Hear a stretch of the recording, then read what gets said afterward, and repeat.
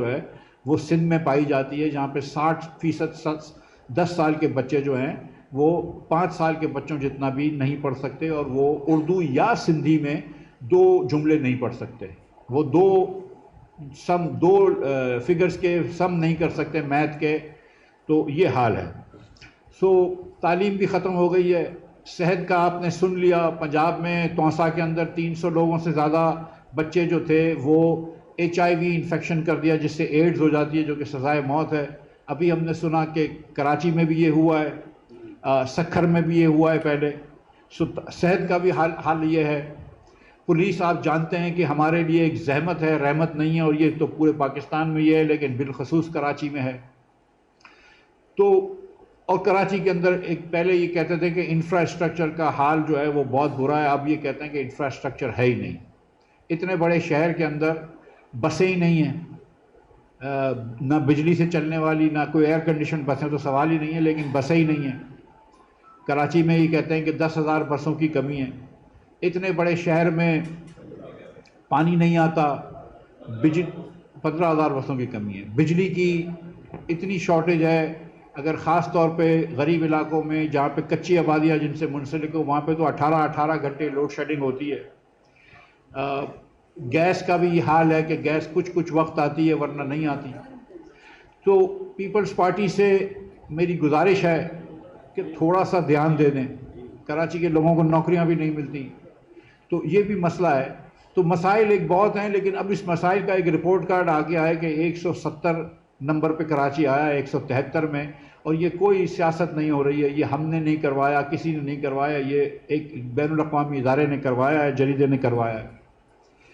اور جو کراچی میں جو کراچی کے اندر ایک میم بن گیا ہے، جو ایک سمبل بن گیا ہے پیپلز پارٹی کی نااہلی کا، پیپلز پارٹی کے کرپشن کا، پیپلز پارٹی کی لاپرواہی کا، پیپلز پارٹی کی بے حسی کا. اور یہ چاروں چیزیں میں جو ہے یہ سمجھ سے بول رہا ہوں، بے حسی، لاپرواہی، انکمپیٹنس اینڈ کرپشن. اس کا جو سمبل کراچی میں آج بن گیا ہے وہ ہے یونیورسٹی روڈ، جو کہ 5 سال سے ایک روڈ نہیں بن سکا. مطلب میں کہتا ہوں کہ شرم سے آری لوگ ہی جو ہے اس کو ڈیفینڈ کر سکتے ہیں کہ آپ 5 سال سر ایک سڑک جو ہے وہ پیو نہیں کر سکے. اور اسی روڈ پہ مولوی عبدالحق کی بنائی ہوئی ایک یونیورسٹی ہے، وفاقی اردو یونیورسٹی، جو پہلے ایک زمانے میں ہمارے بچپن میں کالج ہوا کرتی تھی، لیکن کئی برسوں پہلے اس کو یونیورسٹی کی ٹائٹل دے دیا، یونیورسٹی میں اپ گریڈ کر دیا. یہ وفاقی یونیورسٹی کے اساتذہ میرے ارد گرد بیٹھے ہوئے ہیں، ان کے صدر بھی بیٹھے ہوئے ہیں میرے ساتھ، روشن صاحب، اور سیکرٹری صاحب اصغر دستی صاحب، پروفیسر عرفان صاحب، پروفیسر قاضی صاحب ریٹائرڈ ہیں. اور ان کی میں آج ان کے کچھ سفارشات میں آپ کے سامنے رکھنا چاہتا ہوں، اور آپ کے بدولت میں حکمرانوں کے سامنے رکھنا چاہتا ہوں. اس سال وفاقی یونیورسٹی کے اندر 11,000 بچے کراچی کے 2 کیمپسز میں پڑھتے ہیں، اور 6,000 بچے اسلام آباد کے ایک بیریا انکلیو کے قریب کیمپس میں پڑھتے ہیں. وفاقی یونیورسٹی کے اندر 315 اساتذہ ہیں، اسلام آباد اور کراچی ملا کر. 2 کیمپسز لائک آئی سیڈ کے کراچی میں ہیں، ایک کیمپس جو ہے وہ اسلام آباد میں ہے. وفاقی یونیورسٹی کا 400 کروڑ روپے کا بجٹ ہے. اب یہ حکومت وفاق کی یونیورسٹی ہے، اور یہ جتنے بھی اساتذہ ہیں یہ پرماننٹ حکومت کے امپلائیز ہیں، گورنمنٹ کے امپلائیز ہیں. آپ جانتے ہیں کہ گورنمنٹ جب وزراؤں کو رکھتی ہے، 50 سے زیادہ وزیر ہیں، مشیروں کو رکھتی ہے، سیکرٹری صاحبان ہوتے ہیں، چیئرمین FBR ہوئے، دوسرے سیکرٹری ہوئے، ان کو کبھی بھی ایسا نہیں ہوتا کہ تنخواہ نہ ملے. اگر حکومت نے آپ کو جاب دی ہوئی ہے تو آپ کا ایک سینکشن پوسٹ ہوتی ہے، اس کے سامنے آپ کو جاب دی ہوئی ہے اور آپ کام کر رہے ہیں، تو حکومت کا یہ وعدہ ہے کہ ہم آپ کو اس کا تنخواہ دیں گے. یہ جو مجھ سے اور آپ سے ہر صابن خریدنے پہ 18% دیتے ہیں، یہ مجھ سے اور آپ سے تنخواہوں کا 30% 35% حصہ لیتے ہیں، یہ کاروبار سے جو اتنے زیادہ ٹیکسز لیتے ہیں، اس کی وجہ یہ ہے کہ انہوں نے ایک حکومت کے اندر جو ہے وہ تعلیم کی بات کی ہے، صحت کی بات کی ہے، کرپشن کی بھی بات ہوتی ہے، اور ان اساتذہ کو تنخواہ دینا ضروری ہے. یہ لوگ جو میرے ارد گرد بیٹھے ہیں یہ چاروں ماشاءاللہ PhD کرے ہوئے ہیں، اس سے بڑی تعلیمی ڈگری نہیں ہوتی ہے، اور یہ بچوں کی تدریس کا کام کر رہے ہیں. یہ پرائیویٹ سیکٹر میں بھی کہیں نوکری کر سکتے تھے، یہ ٹیوشن پڑھا سکتے تھے اور اس سے زیادہ پیسے کما سکتے تھے، لیکن انہوں نے بچوں کو تدریس اور تعلیم دینے کا پرفر کیا، اور 100% گورنمنٹ کی سینکشن پوسٹ پہ نوکری کر رہے ہیں اور ان کو تنخواہ نہیں ملتی. اس سال جیسے میں نے آپ سے کہا کہ 400 کروڑ روپے کے بجٹ کے سامنے حکومت نے، سن لیجئے، صرف 120 کروڑ روپے دیے. پہلے 1000 کروڑ روپے، پہلے 100 کروڑ روپے دیے تھے. پھر جب ہم نے، شاہد عباسی صاحب بھی ادھر آئے تھے اور ہم نے بات کی یہاں پہ، اور خالد مقبول صدیقی صاحب سے ہم نے التجا کی میڈیا کے تھرو، تو 20% بڑھا کے 200 کروڑ روپے اور دے دیے. تو پھر بھی 1200 کروڑ روپے ٹوٹل دیتے ہیں. 2800 کروڑ روپے کا گیپ ہے. اس میں یہ بیچارے اپنے ریسورسز سے جو بچوں کی فیس لیتے ہیں، اور یہ متوسط طبقے کے اور لوور مڈل کلاس کے بچے ان کے پاس جاتے ہیں، 1500 کروڑ روپے فیس بھی جمع کر لیتے ہیں، مگر 1300 کروڑ روپے جو ہے یہ ان کا بجٹ کی شارٹ فال ہے. اس کا نتیجہ یہ نکلتا ہے کہ اساتذہ کو 3 مہینے سے تنخواہ نہیں ملی. 3 مہینے سے آپ نے اساتذہ کو تنخواہ نہیں ملی. ان کے کوئی ٹھیکے نہیں ہوتے، یہ کوئی یونیورسٹی روڈ کے ٹھیکے نہیں لے رہے ہوتے، ان کو ہائیڈرنٹ نہیں دی جا رہے ہوتے، یہ ہائیڈرنٹ کے کرپشن نہیں کر سکتے، یہ ان کے پاس 11 ارب روپے کا جہاز نہیں ہے، ان کے پاس 100 ارب روپے کی Mercedes S class Bullet proof نہیں ہے، ان کے پاس تو صرف ایک اردو کالج کی، اردو یونیورسٹی کی تنخواہ ہے، وہ آپ نے ان کو 3 مہینے سے نہیں دی گئی. جو ہمارے بھائی ریٹائرڈ ہو گئے، بھائی اور بہنیں ہماری ریٹائرڈ ہو گئی ہیں، ان کو 4 مہینے سے پینشن نہیں ملی. اس کے بعد ان کو 7 سال سے ہاؤسنگ الاؤنس نہیں ملا. آپ یہ جانتے ہیں کہ تنخواہ کا ایک بڑا حصہ ان پروفیسر صاحبان کا، جو 2-2.5 لاکھ روپے ان کو ملتے ہیں، اس میں ایک بڑا حصہ ان کا ہاؤسنگ الاؤنس کا ہوتا ہے. ان کو 27 مہینے سے تنخواہ نہیں ملی، ہاؤسنگ الاؤنس نہیں ملا، اور 7 سال سے پینشن کے کمیوٹیشن نہیں ہوئی ہے. یعنی کہ جس دن آپ ریٹائرڈ ہوتے ہیں تو آپ کی ایک پینشن کمیوٹیشن ہوتی ہے، اور اس کمیوٹیشن کے بعد آپ کی پینشن بھی لگ جاتی ہے. اس کمیوٹیشن کے بعد آپ کو پینشن ملنا بھی شروع ہو جاتی ہے، اور آپ کو ریٹائرمنٹ کے وقت کچھ چھوٹے سے مناسب سے پیسے ملتے ہیں تاکہ آپ اپنی اگلی زندگی کو آغاز کر سکیں. تو 7 سال سے کمیوٹیشن نہیں ہوا. 2-3 سال پہلے ایک نئے وی سی لگے ہیں، ضابطہ خان شنواری صاحب، یونیورسٹی کے، وہ جو تینوں یونیورسٹیز کو تینوں کیمپسز کے دیکھتے ہیں. وہ کراچی میں کبھی بھی 1 ہفتے سے زیادہ نہیں ٹھہرتے، 1 ماہ میں عموماً 4 دن ٹھہرتے ہیں. اور جب کراچی کے یہ پروفیسر صاحبان معلوم کرتے ہیں کہ شاید وہ اسلام آباد کے کیمپس پہ جاتے ہیں، تو پتہ چلی کہ وہاں پہ بھی کبھی ہفتے میں 2 دن سے نہیں آتے. کئی پروفیسرز کو انہوں نے نکال دیا ہے ایلیگلی، اور یہ بھی کہا گیا ہے کہ اگر آپ، عملے نے یہ بتایا کہ اگر آپ یہ سمجھتے ہیں کہ ہم نے غلط نکالا ہے تو جاؤ کورٹ کچہری کے چکر لگاؤ. اب ایک پروفیسر کے پاس اتنے وسائل نہیں ہوتے کہ کوئی وکیل کر کے کورٹ کچہری سے ڈیٹ بھی لے سکے. یہ بھی ہوا ہے. ساتھ ساتھ جو پروموشن بورڈ تھا اس کو کینسل کر کے دوسرا پروموشن بورڈ بنایا گیا، اور اپنے من پسند کچھ جونیئر فیکلٹی کو سینئر فیکلٹی کے اوپر پروموٹ کیا گیا. میری استدعا اس یونیورسٹی کے چانسلر جناب آصف علی زرداری صاحب صدر پاکستان سے ہے. میری استدعا وزیر اعظم پاکستان سے ہے کہ آپ نے اس کو وفاقی یونیورسٹی کہا ہے، اور میری استدعا MQM کے ایک دھڑے کے چیئرمین جناب خالد مقبول صدیقی صاحب سے ہے کہ آپ نے اس کو وفاق کی یونیورسٹی کہا ہے، وفاق اس کی رسپانسبلٹی لیتا ہے، تو پھر اس کو پیسے کیوں نہیں دیتے ہو؟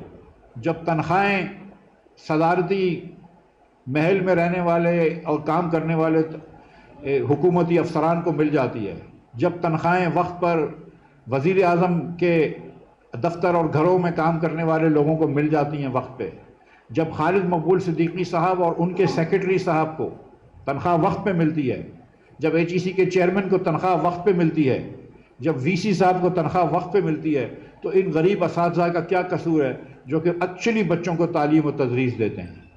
باقی تو ایڈمنسٹریٹو کام کرتے ہیں نا، تو یہی تعلیم تو یہ دے رہے ہیں نا. تو ان کو تنخواہ کیوں نہیں وقت میں ملتی؟ ان کو پینشن کیوں نہیں ملتی؟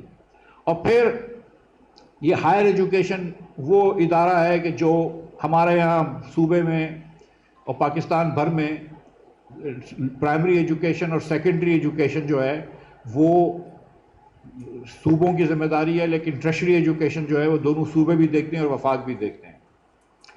وفاق میں جو ایجوکیشن کے چیمپئن ہیں بڑے، وہ احسن اقبال صاحب ہیں. مجھے یقین ہے کہ ان کو یہ بات جب پتہ چلے گی تو وہ خود اس پہ ضرور ایکشن لیں گے انشاءاللہ، اور یہ جو پیسے ہیں یہ پورے کریں گے. لیکن ساتھ ساتھ سندھ حکومت بھی ہماری حکومت ہے، ہم سے ٹیکس لیتی ہے، وفاق ان کو پیسے دیتا ہے، اور اعلیٰ تعلیم میں ان کا بھی حصہ ہے. بہت ساری یونیورسٹیاں انہوں نے بنائی ہوئی ہیں، اپنے من پسند VC رکھے ہوئے ہیں. تو میری استدا جناب مراد علی شاہ صاحب سے بھی ہے کہ ایک اچھا کام یہ کر لیں یہاں پر کراچی میں، اور اردو یونیورسٹی کو یہ بھی گرانٹ دے سکتے ہیں، کوئی ان کو روک نہیں سکتا۔ سو میں استدا کرتا ہوں یہ تمام صاحب اقتدار لوگوں سے کہ خدا را یہ زیادتی نہ کرو اردو زبان کے ساتھ، یہ زیادتی نہ کرو اردو یونیورسٹی کے ساتھ، اور بالخصوص یہ چھوڑ دیں گے اس پروفیسرز کو۔ میں آپ کو بتاؤں ان کو آپ کچھ عرصے تک نوکری نہیں دیں گے، ان میں سے کوئی دبئی چلے جائے گا، ان میں سے کوئی جدہ چلے جائے گا، ان میں سے کوئی پرائیویٹ ٹیوشن سینٹر کھول لے گا، کوئی ایک آدھ بہت انٹرپرینور ہوگا تو جا کر وہ ٹیوشن سینٹر پورا کھول لے گا۔ لیکن وہ جو 11,000 بچے ہیں کراچی میں اور 6,000 بچے جو ہیں اسلام آباد میں، وہ 17,000 بچوں کو اساتذہ چاہیے، پی ایچ ڈی لیول کے اساتذہ چاہیے، سنسیئر اساتذہ چاہیے، محنت کرنے والے اساتذہ چاہیے، دل سے پڑھانے والے اساتذہ چاہیے۔ تو ان کو اس لیول پر نہ لے کے آؤ کہ یہ مارے مارے پھریں، سیاستدانوں کے پاس جائیں، اخبار نویسوں کے پاس جائیں اور دیگر لوگوں کے پاس جائیں کہ خدا را ہم کو بچاؤ۔ میں سمجھتا ہوں کہ اگر پاکستان میں تعلیم کو ہم اہم سمجھتے ہیں، اور وزیر اعظم صاحب کی ہر تقاریر کے اندر یہ بات کہی جاتی ہے، احسن اقبال صاحب یہ بات سمجھتے ہیں، خالد مقبول صدیقی صاحب بھی یہ بات کہتے ہیں، زرداری صاحب بھی یہ بات کہتے ہیں، اگر یہ بات صحیح ہے تو پھر پیسے دو۔ اور ساتھ ساتھ جو میں نے پہلی گزارش کری میں اس کو ریپیٹ کر دوں کہ یہ بھی پاکستان کا شہر ہے کراچی، یہ بھی اس صوبے کا شہر ہے کراچی، اور یہ پاکستان بھر سے لوگوں کو روزگار دینے والا شہر ہے کراچی۔ میرا اپنا شہر ہے کراچی، یہ آپ سب کا شہر ہے، ہر پاکستانی کا شہر ہے کراچی، اس کی بھی کوئی پرواہ کر لے۔ بہت شکریہ۔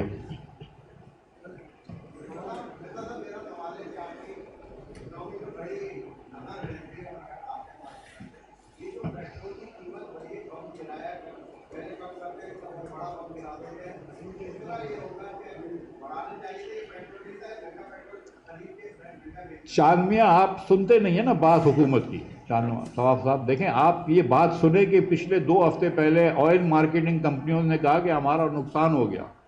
اب خدا نہ خاص کر کے آئل مارکیٹنگ کمپنیوں کو ہم نقصان کرنے دیں گے، آئل ریفائنریوں کو نقصان کرنے دیں گے؟ یہ جو بہت امیر لوگ پاکستان میں بستے ہیں، 60% جو پیٹرول موٹر سائیکلوں میں جاتا ہے، ان لوگوں سے ہی پیسے لیں گے نا تاکہ ان کے جیب بھرے جائیں، ان کے تجوریاں بھری جائیں۔ تو وہ آئل کمپنیز نے فروری مارچ اپریل میں بہت پیسے کمائے ہیں، لیکن آج کل ان کی کمائی کم ہو گئی تھی، تو یہ حکومت کو بڑھانا ضروری تھا۔ بم ایران میں بڑھتا ہے لیکن پھٹتا یہاں پہ پیٹرول کی قیمت میں ہے، اور یہ اصطلاح میں نہیں لے کر آیا ہوں، سیاست میں جو لے کر آئے وہ لے کر آئے۔ لیکن دیکھیں، گزارش اس میں سیریسلی گزارش یہ ہے کہ اس وقت 80 روپیہ آپ دے رہے ہیں پیٹرول کے ہر لیٹر پہ لیوی کی قیمت میں، اور 20 روپے سے زیادہ دے رہے ہیں آپ ڈیوٹی کی قیمت میں۔ جو آپ 315 روپے کا پیٹرول لیتے ہیں اس میں تقریباً 100 روپے سے زیادہ آپ جو ہے وہ لیوی اور کسٹم ڈیوٹی کی مد میں لیتے ہیں۔ تو 1/3 جو حکومت کو پیٹرول آپ خریدتے ہیں اس میں 1/3 جو پیسہ ہے وہ حکومت کو جاتا ہے۔ تو اگر حکومت یہ کہے کہ پیٹرول اس لیے مہنگا ہو رہا ہے کہ دنیا بھر میں پیٹرول مہنگا ہو گیا ہے، تو یہ بات مناسب نہیں ہے۔ حکومت یہ بھی کہے کہ پیٹرول اس لیے مہنگا ہو گیا ہے کہ ہمیں آئل مارکیٹنگ کمپنیز کو اور ریفائنریوں کو زیادہ نفع دینا ہے، تو یہ بات بھی قابل فہم ضرور ہے، لیکن یہ بات بھی صحیح نہیں ہے۔ اصل میں بات یہ ہے کہ حکومت کا ٹیکس بہت زیادہ ہے۔ اگر 18% سیل ٹیکس ہوتا ہے اس پہ تو 40 روپے ہونا چاہیے تھا، آپ نے 80% یعنی کہ 36% سیل ٹیکس لگایا ہوا ہے آپ نے اس کے اوپر۔ اگر آپ جا کر امپورٹڈ چیزیں خریدتے ہیں تو اس پہ 18% ٹیکس ہے۔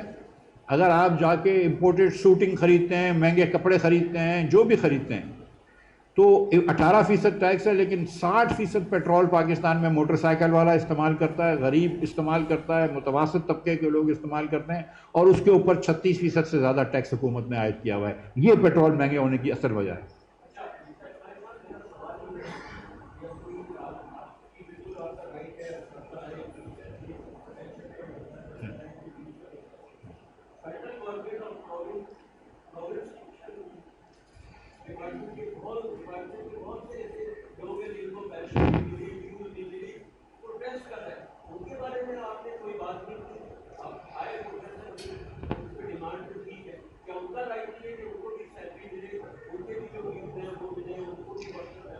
جس شخص نے جس اسلام میں کہا گیا ہے نا کہ مزدور کو اس کے محنت کش کو اس کے پسینے سوکھنے سے پہلے تنخواہ دے دو، اس کی اجرت دے دو، جس شخص نے محنت کی ہے.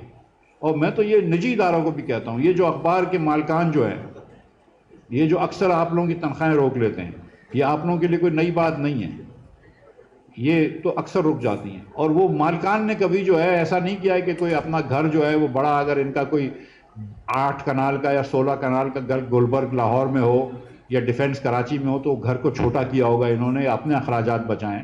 اخراجات تو وہ امپلائیز سے ہی تنخواہ نہ دے کے بچاتے ہیں. تو چاہے وہ نجی لوگ اخبار والوں کو نوکری نہ دے رہے ہوں، چاہے وہ کسی اور حکومت کے لوگوں کو، چاہے وہ سندھ حکومت کے ہوں، کراچی کی حکومت کے ہوں، چاہے وہ وفاق کی حکومت کے ہوں یا کسی بھی اور صوبے کے حکومت، اگر ان کو تنخواہیں نہیں مل رہی تو وہ بھی زیادتی ہے. دیکھیں یہ بجٹ ایک پروسیس ہوتا ہے. حکومت جو ہے وہ فروری سے بجٹ بنانا شروع کرتی ہے. جو آپ کو مئی میں بجٹ آتا ہے اس کو 3 مہینے تک لوگ لگے ہوئے ہوتے ہیں. سو یہ ایسا نہیں ہے جس کو آپ نے تنخواہ دی ہوئی ہے، جس کو آپ نے نوکری رکھی ہے اس کی تنخواہ دینا آپ کو ضروری ہے. یہ کیا مذاق ہے؟ اور لیکن جو میں آج ادھر حاضر ہوا ہوں، یہ تو میری ایک خوش نصیبی ہے کہ یہ اساتذہ جو ہے وہ مجھ سے ملے 1-2 مرتبہ، اور میں بھی مجھے انہوں نے سکھایا. لیکن سچی بات یہ ہے کہ ہمارے مذہب میں بھی یہ ہے کہ علم تو چین حاصل کرنے کے لیے بھیجا جانے کا ہے، کہ تعلیم بہرحال ایک زیادہ ضروری چیز ہے ہمارے معاشرے کو آگے لے جانے کے لیے کسی اور چیز سے. میں تو یہ کہہ چکا ہوں اپنی پوڈ کاسٹ میں کہ پیپلز پارٹی کی حکومت کو اور وفاق کی حکومت کو کہ آپ یونیورسٹی روڈ نہ بنائیں، آپ پولیس کے اندر ہم کو جان و مال کا تحفظ نہ دیں، آپ ہم کو صحت نہ ٹھیک کریں، لیکن کم از کم ہمارے بچوں کو تعلیم تو دے دو تاکہ وہ خود اپنے آپ کا مستقبل سنوار لیں گے. آپ تو بچوں کو تعلیم ہی نہیں دے رہے. اس لیے میں سمجھتا ہوں کہ اساتذہ کا رتبہ جو ہے وہ زیادہ ہوتا ہے. جی سر.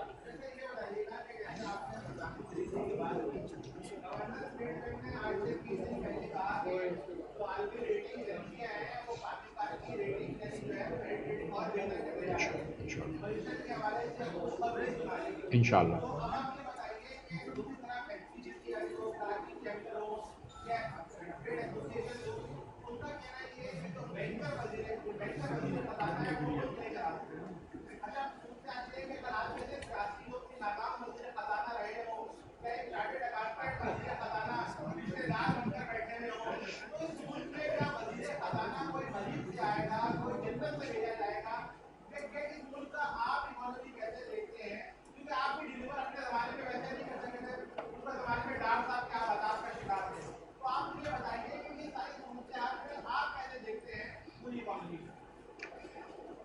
دیکھیں بھائی، معیشت کو دیکھنے کے لیے بہت سارے اعداد و شمار ہوتے ہیں.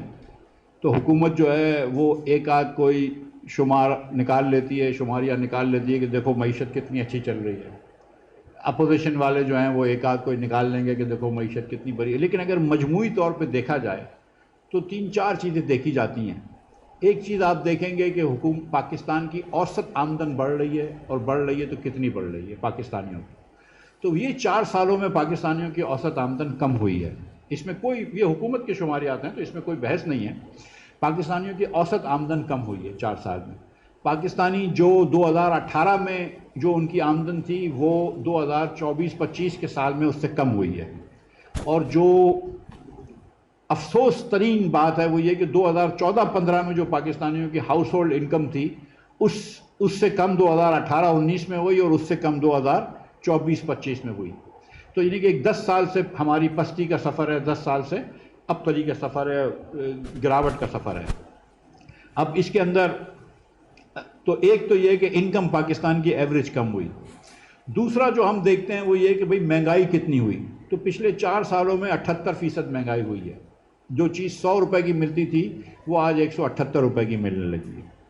اس کے اندر مہنگائی کے اندر کیونکہ پلاٹس، زمینیں، گھر کے مکانات وغیرہ کے اخراجات بھی شامل ہوتے ہیں، تو یہ پتہ چلی کہ جو صاحب ثروت جن کے پاس زمینیں تھیں، اپنی مکان تھے اپنے، ان کو تو انفلیشن سے ہیج مل گیا کیونکہ ان کی جو پراپرٹی 10 کروڑ کی تھی وہ 20 کروڑ ہو گئی. لیکن جو ماہوار تنخواہ لیتے ہیں اور وہ تنخواہ پہ گزارا کرتے ہیں اور جن کے پاس کوئی اتنے بڑے اثاثے نہیں ہوتے، ان کے لیے کچھ بھی نہیں ہوا. وہ بیچارے اور پریشانی میں پھنس گئے کیونکہ تنخواہیں پچھلے 4 سال میں 78% نہیں بڑھی. ماں سوائے کہ اسٹیٹ بینک کے امپلائیز کی بڑی ہیں، لیکن عام نہیں بڑھی ہیں. اخبار والوں کی شاید 24 کی بڑی ہیں. چینل 24 کی. آپ چینل 24 میں ہی ہیں نا. میں آؤں گا, میں پرسنل پہ نہیں آؤں گا, لیکن میں آؤں گا. تیسری گزارش یہ ہے کہ جو تیسری چیز دیکھی جاتی ہے کہ کتنے پاکستانی جو لوگ ہیں وہ غربت کے نیچے رہتے ہیں. تو یہ پتہ چلی کہ 29% پاکستانی جو ہے وہ خط غربت کے نیچے ہیں, اور خط غربت جو ہے وہ 8,485 روپے ماہانہ وسائل ہیں. 29% پاکستانی جو ہیں 29 یہ جو بھی بھائی میری قابلیت پہ وہ کرتے ہیں, تنقید کرتے ہیں, اس پہ نمبرز پہ مجھ سے زیادہ مہارت کم لوگوں کی ہوتی ہے, میں آپ کو یقین دلا رہا ہوں کہ 29% پاکستانی جو ہے وہ 8,485 روپے ماہانہ سے کے کم وسائل پہ رہتے ہیں. آپ سوچیں کہ 10 میں سے 3 پاکستانی, ہر 10 میں سے 3 پاکستانی جو ہے اس کو 9,000 روپے مہیا نہیں ہے. وہ کیا کھا لے گا, وہ کیا پی لے گا, وہ کیا بجلی کا بل بھر لے گا, وہ کیا گیس کا بل بھر لے گا, وہ کیا اپنے بچوں کو کھلا لے گا, وہ کیا زندگی گزارے گا. چوتھی چیز جو ہم دیکھتے ہیں کہ پاکستان میں سرمایہ کاری کتنی آ رہی ہے, تو 1960 کے بعد یہ جو پچھلے 3 سال ہیں اس سے کم سرمایہ کاری کبھی بھی نہیں آئی معیشت کے تناسب سے. یعنی کہ ہم 13.2% پہ آ گئے تھے ہماری سرمایہ کاری کا, یہ اس سے کم سرمایہ کاری نہیں آئی. تو ان چاروں چیزوں کو ہم اگر دیکھتے ہیں, اور میں یہ بتا بھی سکتا ہوں کہ ہماری برآمدات بھی کم ہو گئی ہیں, اب 30.7 بلین پہ پہنچے ہیں 4 سال سے. ہر سال جو ہے وہ 2022 سے برآمدات کم ہے. تو ان سب چیزوں کو دیکھتے ہیں تو یہ کہنا بہت غیر مناسب ہوگا کہ معیشت اچھی چل رہی ہے. اسٹیٹ بینک کے گورنر تو آج کا گورنر نہیں, 1947 سے لے کے آج تک کے جتنے گورنر آئے ہیں وہ حکومت جب ہوتی ہے تو وہ یہی کہتے ہیں کہ معیشت صحیح چل رہی ہے, اچھی ہونے والی ہے. اس میں کیا بحث ہے, معیشت صحیح چل رہی ہے, اچھی ہونے والی ہے. جہاں تک اورنگزیب صاحب کی بات ہے تو آپ کو بھی جانتے ہیں کہ جیسے اورنگزیب صاحب کو بھی کام سے روکا جاتا ہے, ڈار صاحب بھی روک لیتے ہیں, وزیر اعظم. لیکن میں اصل میں سمجھتا ہوں کہ یہ جو جس ویژن کے مطابق وزیر اعظم صاحب کام کر رہے ہیں, جس میں ان کو ٹیکس لگانے کا بہت شوق ہے ہر جگہ پر, اور ہر چیز کو حکومت کے کنٹرول میں رکھنے کا شوق ہے, اس ویژن سے پاکستان آگے نہیں جا سکتا. پاکستان میں جو مسئلہ ہے اس وقت وہ بنیادی طور پہ یہ ہے کہ ہم ایک لو گروتھ پاتھ پہ پھنس گئے ہیں, ہم ایک لو ایکویلبریم پہ پھنس گئے ہیں, اور ہم کو ایک بہت بڑا جھٹکا دینا پڑے گا سسٹم کو تاکہ ہم اس گڑھے سے نکلیں. ہم ایک گڑھے میں پھنس گئے ہیں, آپ چھوٹی چھوٹی جمپ لگا کے نہیں نکلیں گے, آپ کو لمبی جمپ لگا کے نکلنا پڑے گا. جی بھائی جان.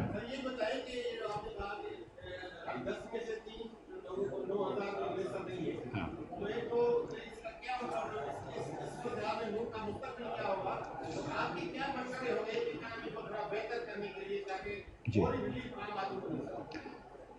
بھائی جان, ملک کا مستقبل جو ہے نا وہ یہ لوگ سنوارنے کی کوشش کر رہے ہیں, اس کو آپ اگنور کرتے ہیں. ٹھیک ہے, میری جواب سن لیجیے نا سر, شکریہ.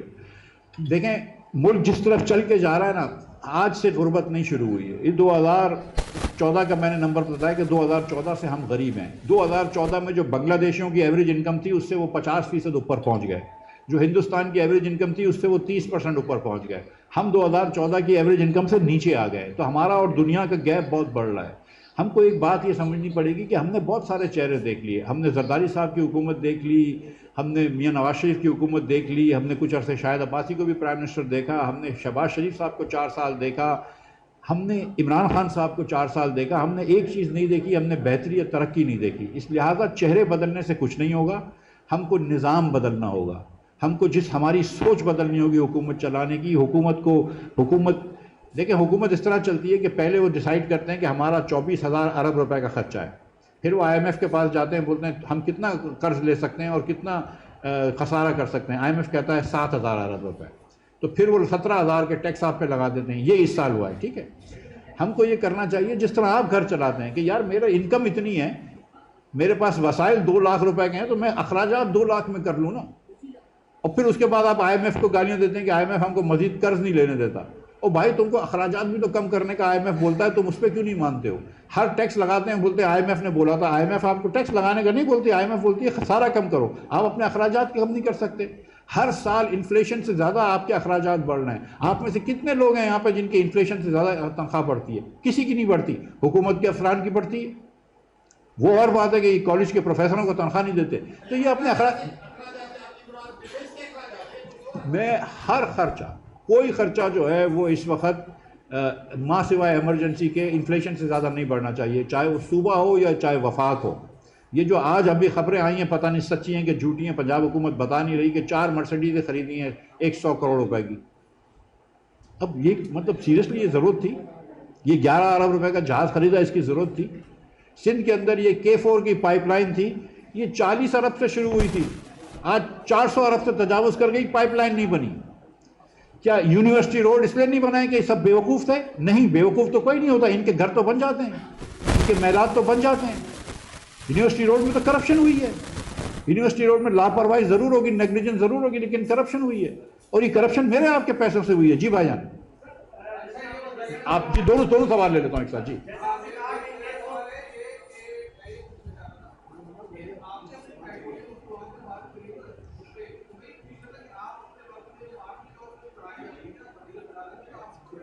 جی بالکل، ہاں، کہ فرق کیا ہے؟ جی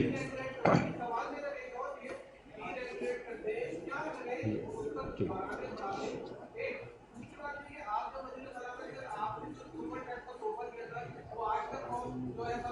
جی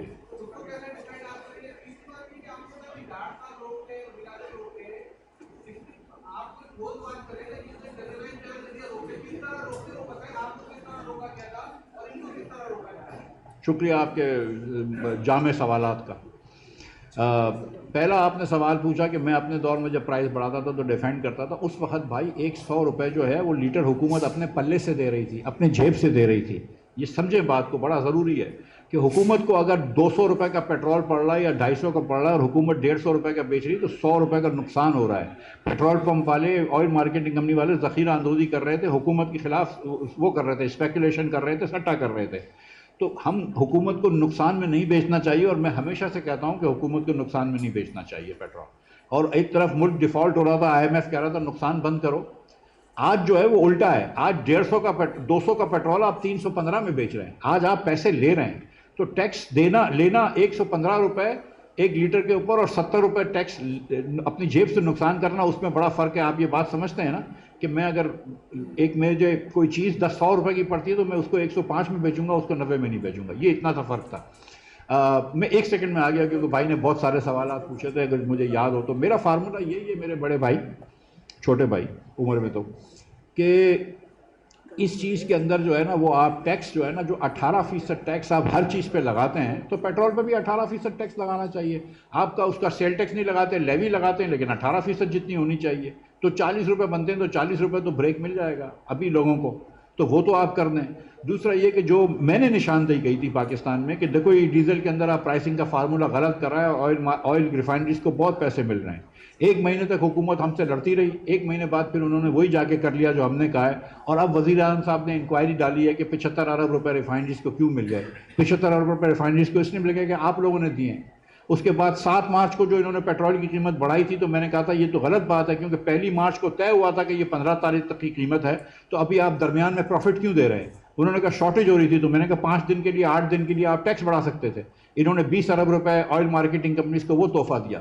تو حکومت کے جھکاؤ جو ہے وہ آپ کی طرف نہیں ہے، عوام کی طرف نہیں ہے، حکومت کے جھکاؤ جو ہے وہ آئل مارکیٹنگ اور آئل ریفائنریز کی کمپنی میں، اس لیے ہم سمجھتے ہیں کہ اس کو اگر آپ اوپن مارکیٹ کر دیں اور پورے پاکستان میں جو بھی پرائز کرنی ہے وہ کر دیں تو مناسب ہوگا۔ جی ایک بار بھائی جان بات کیجیے، اب میں آؤں گا 1 منٹ آپ کو۔ جی اتنی یاداشت نہیں ہے جی۔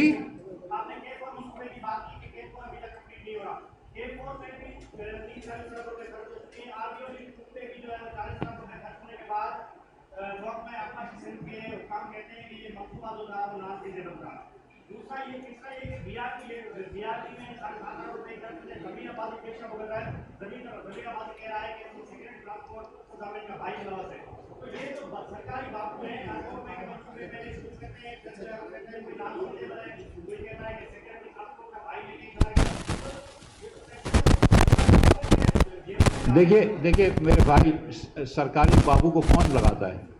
سندھ میں جو سرکاری بابو لگائے ہیں اس کو کون لگاتا ہے؟ تو صرف سرکاری بابو کو مرید الزام ٹھہرانا، آپ ٹھہرا دیجئے۔ سرکاری بابو جو ہے نا وہ بھی یہ کہ تھوڑا سا آسان ہے ان کے اوپر، اصل میں تو ان کو سیاسی لیڈر لگاتے ہیں نا۔ کوئی وزیر جو ہے سیکرٹری جو ہوتا ہے وہ وزیر کی یا چیف منسٹر کی مرضی پہ تو نہیں لگتا، یا چیف منسٹر کے یا بھٹو صاحبان کی مرضی کے بغیر تو نہیں لگتا. تو ہم کیوں اہلکاروں کو کیوں مورد الزام ٹھہرا رہے ہیں؟ ہم اصل میں مالکان کو کیوں الزام نہیں ٹھہرا رہے؟ حکومت کی رسپانسبلٹی تو پیپلز پارٹی کی ہے نا. تو اگر یہاں پہ کرپشن ہوگی، میں یہ نہیں کہہ رہا ہوں کہ ساری کرپشن ان کی یہ کر رہے ہیں، لیکن ان کی ذمہ داری نہیں ہے کہ بھئی غلط آدمی کو نکالا جائے. جو آپ کا تیسرا سوال تھا کہ ٹھوس، مجھے تو یہ تنخواہ پیٹرول کی قیمت بڑھانے سے آئی ایم ایف سے نیگوشیٹ کرنے سے روکتے تھے، لیکن ادھر بھی دیکھیں نا 7 تاریخ کو جو پیٹرول کی قیمت بڑھائی تھی وہ ڈار صاحب نے جا کے بڑھا دی تھی، اورنگزیب تو اس کے چیئرمین نہیں تھے. تو میں کسی کے اوپر الزام نہیں ٹھہرانا چاہتا ہوں، اور یہ جو آپ پرسنل بات کروانا چاہ رہے ہیں کسی کے خلاف وہ نہیں کروں گا، لیکن آپ کی کوشش وجہ ہے، لیکن میں نہیں کرنا چاہتا ہوں. جی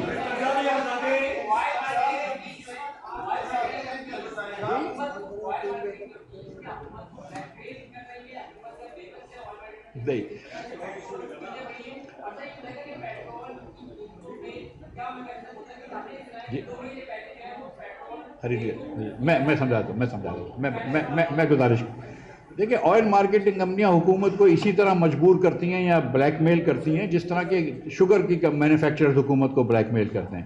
بلیک میل نہیں کرتے، وہی ایک ہی تھالی سے سب کھا رہے ہوتے ہیں. اب میں جواب دے دوں، میں سیریسلی ہم یہاں پہ بیٹھے رہیں گے، لیکن میں جواب دے دوں بھائی کا. دوسرا جو ہے کہ دیکھیں، اس طرح ہوتا ہے کہ حکومت نے کہا ہے کہ 21 دن کا آپ کے پاس ذخیرہ ہونا ضروری ہے. جب 7 فروری کو پرائسز بڑھائی تھی تو 28 دن کا تھا، تو اس کا مطلب ہے کہ جنوری فروری میں انہوں نے مال لیا ہوا تھا اور انہوں نے زبردستی پرائس بڑھا دی. باقی فارمولہ یہ ہوتا ہے کہ یہ جتنی بھی پرائس ہوتی ہے اس کو ایکسچینج ریٹ سے ملٹیپلائی کرتے ہیں، اس کی پرائس نکالتے ہیں، اس پہ کسٹم ڈیوٹی ایڈ کرتے ہیں، لیویز ایڈ کرتے ہیں، کلائمیٹ لیوی ایڈ کرتے ہیں، جو بھی چیزیں. اس کے بعد ایک چیز ہوتی ہے IFEM کہ پورے پاکستان میں فریٹ ایکویلائزیشن چارجز ہوتے ہیں، وہ لگاتے ہیں. وہ فریٹ ایکویلائزیشن چارجز کے اندر جو چوری ہوتی ہے، کیونکہ وہ لوگ جو ہیں وہ سمجھ لیجئے کہ 70% پیٹرول کراچی میں بیچ رہی ہے ایک کمپنی، لیکن دکھاتی ہے کہ میں 70% پیٹرول جو ہے وہ گلگت میں بیچ رہی ہوں. تو مطلب بہرحال اس میں بہت ساری چیزیں ہیں، اس کو پرائیویٹائز کرتے تو اچھا ہے. جی بہن، پہلے بھی بہن سے.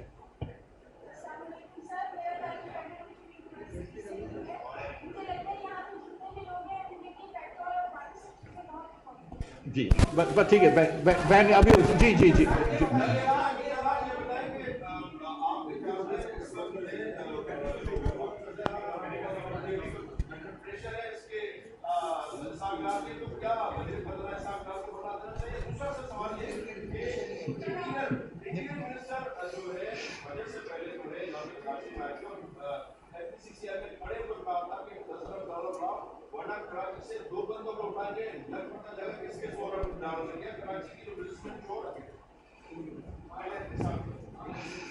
دیکھیے میں جی دیکھیں دیکھیے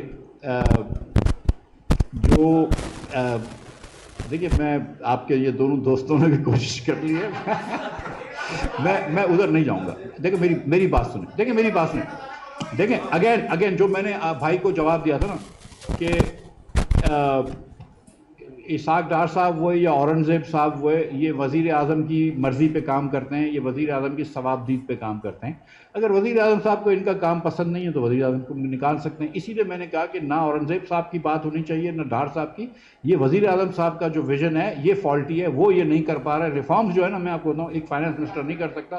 ریفارمز جو ہیں وہ وزیر اعظم کے لیول سے ہوتے ہیں یا اس کے اوپر کے لیول کے ہوتے ہیں. اب ایک منٹ اچھا میں ایک منٹ میں ادھر آ رہا ہوں. میں ادھر جی ایک منٹ آپ جواب دیں. بات کیجئے، اردو یونیورسٹی کی بات کیجئے. آؤں گا جواب سوال بات کرنے دیں. ایک منٹ ابھی رک جاؤ ایک منٹ، ہم میں جواب دے دوں گا. جی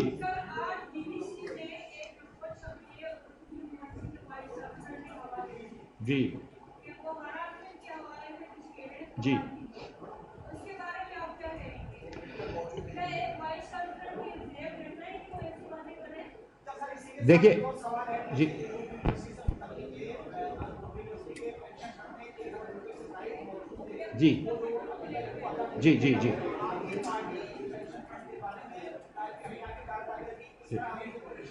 اچھا، یہ دو باتیں جو ہماری بہن نے پوچھی ہیں، اب یہ مجھے اس بارے میں پتہ تھی، میں بات نہیں کرنا چاہ رہا تھا کیونکہ یہ میں نہیں سمجھتا کہ یہ بات ہمیں بھی زیب دیتی ہے، لیکن یہ جو وائس چانسلر صاحب ہیں ان کے خلاف خواتین کے اوپر، خواتین کو ہراساں کرنے کے شکایات ہیں، 2 کیس آئے ہوئے ہیں.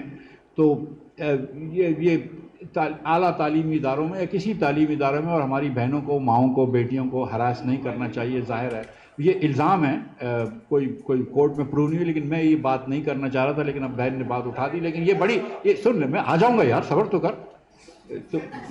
اور یہ ہماری بہنوں نے اور ہمارے جو بھائی مجھ سے فیکلٹی والے ملے ہیں، بڑی شدت سے اور بڑے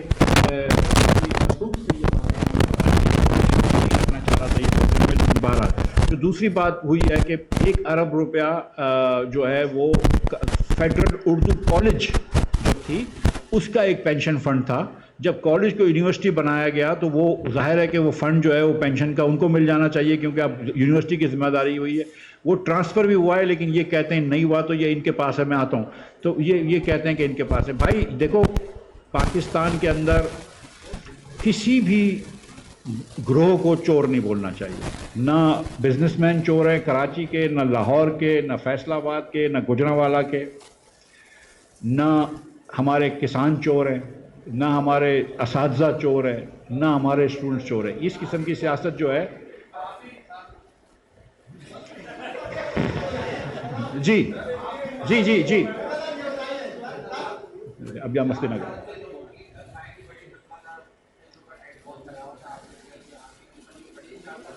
الحمدللہ میری کمپنی کے اندر ہر سال جو ہے وہ تنخواہ بڑھتی ہے.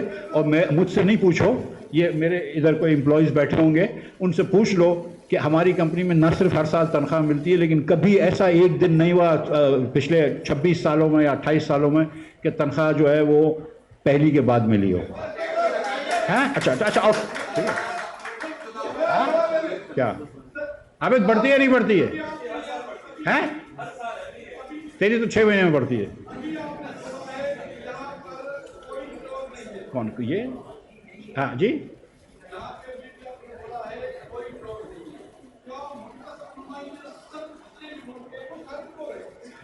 میرے بھائی میں نے جو بات کی ہے وہ آپ سنتے وہی نہیں. آپ بھی ان کے جیسے ہو گئے ایمان سے.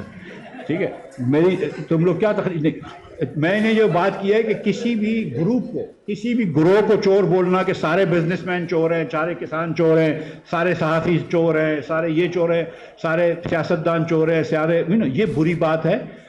ظاہر ہے کہ بزنس مینوں میں بھی ایک آدھ کوئی گندا انڈا نکلے گا، سیاستدانوں میں بھی نکلے گا، صحافیوں میں تو اکثر گندے انڈے ہیں. لیکن بس بہت شکریہ آپ تمام حضرات خواتین. Thank you.